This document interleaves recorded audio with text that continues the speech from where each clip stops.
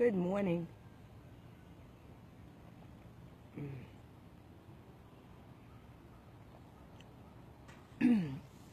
Good morning.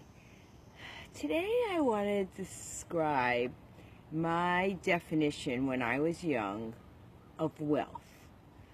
I thought that people that had Breakstone butter, Wonderbread, Hellmans mayonnaise, and friendship cottage cheese, especially if they had it with pineapple, that it meant that that friend of mine was rich. It was a simple definition, but it worked for me because in my family, we had Miracle Whip, we had margarine, we had off-name brands, and we didn't have the real thing. The first time I tasted Breakstone whipped butter, I thought that I had died and gone to heaven, food heaven, because I thought it was the most delicious thing, the Wonder Bread with Breakstone butter, and that became my definition of wealth. And what's really funny is that to this day, if I see Breakstone butter in someone's refrigerator, my initial thought is, wow, they must be rich. So I was trying to think of other definitions that I have, because my definition of wealth has become my beliefs about wealth.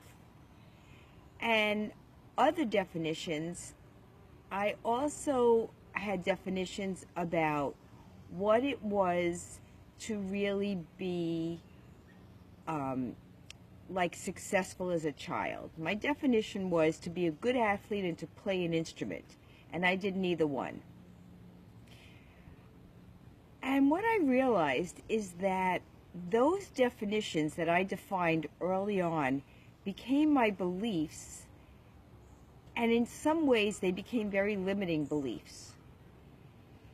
Now, what's really important about that is there was a time when I believed in the tooth fairy, and I had other beliefs. I believed in Santa Claus, and I believed in the Easter Bunny, and I don't believe those things anymore.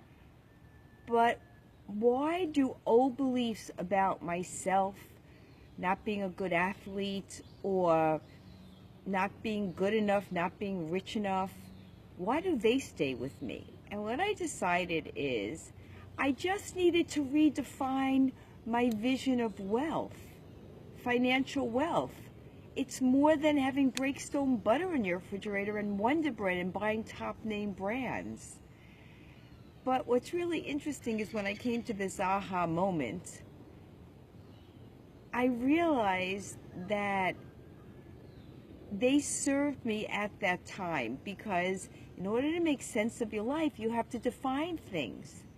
The problem is when you hold on to that definition too long, the definition about your shortcomings, the definition about what gives you health, what gives you wealth, what gives you different things.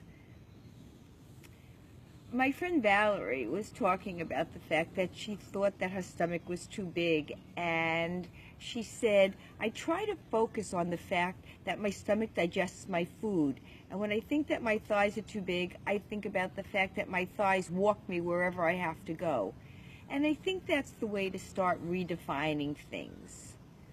Wealth, for me, can no longer just be about possessions, buying things. It has to be greater than that in all areas of my life. And I think that what I'm going to try to focus on, at least for the rest of the day, and now it's starting to rain, at least for the rest of the day, is looking at old definitions that I have that have turned into limiting beliefs and see if I could redefine them.